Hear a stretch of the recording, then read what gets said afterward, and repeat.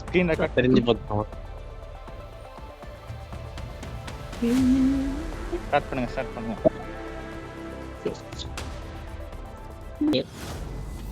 நீங்க தான் கிரியேட் பண்ணி இருக்குமோ? நான் கிரியேட் பண்ணிருப்பேன்.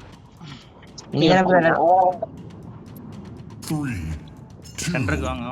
சென்டர் தானே வந்துருங்க, நான் முன்னாடி போறேன்.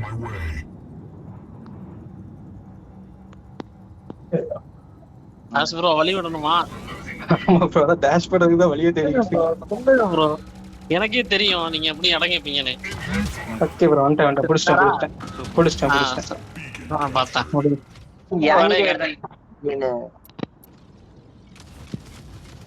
உட்கால ஓடி பார்த்து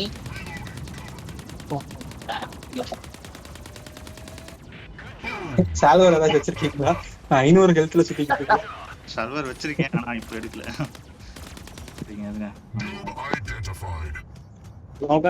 திருப்புறோம் நீங்க ஏறுங்க. திருப்புறோம் எபிலிட்டி வரல மாட்டேன். போங்க பாருங்க. ஆமா கத்திக்கணும். வரவா இது வர வால்டி பவர் போட்டு வச்சு முக்காவாசம் முடிச்சு விடுங்க. முடிச்சிட்டாங்க. முடிச்சு விடுங்கன்னா எங்க முடிச்சிட்டாங்க. இன்னைக்கு மாட்ஸ்லாம் செக் பண்ணேன் ப்ரோ. எம்எல் மாடை விட அந்த மாடு தான் நல்லா இருக்கு. எம்எல் மாடு வந்து ஸ்னைப்பருக்கு எதிராக மட்டும்தான் நல்லா ஒர்க் ஆகுது. மிச்ச எல்லா வெப்பனுக்கு முன்னாடியுமே நார்மல் அந்த காஸ்ட்லி எம்எல் மாடு தான் நல்லா இருக்கு.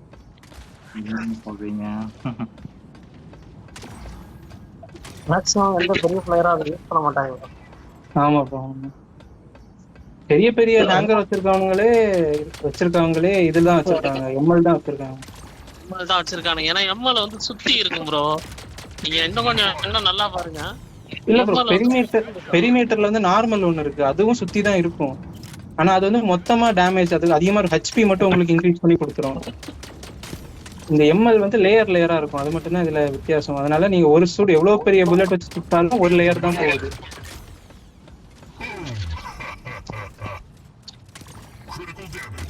என்னங்க உங்களை விட்டுட்டு என்ன எடுத்து தெரியும். இது அடிங்க.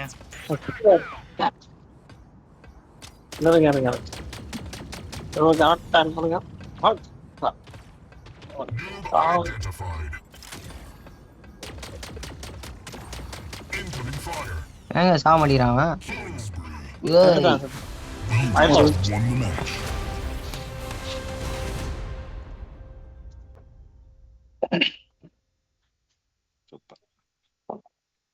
வா ஸ்டார்மேக் 12 ஸ்டார்மேக் 12 இல்லங்க, 10 தான் இருக்கும். 10 பெருசுங்க, பார்த்தாலே தெரியுது.